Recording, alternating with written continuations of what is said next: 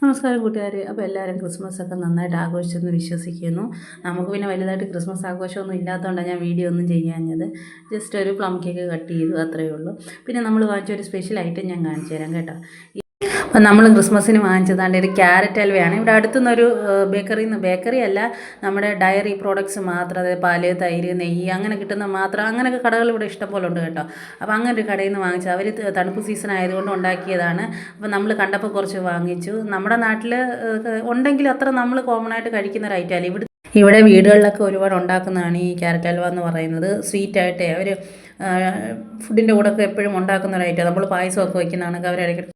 പിന്നെ അവരുടെ തന്നെ കുറേ ഐറ്റംസ് ഉണ്ട്, രസമലായി, ഗുലാബ് ജാമുൻ അങ്ങനെയൊക്കെ പറയുന്നത്.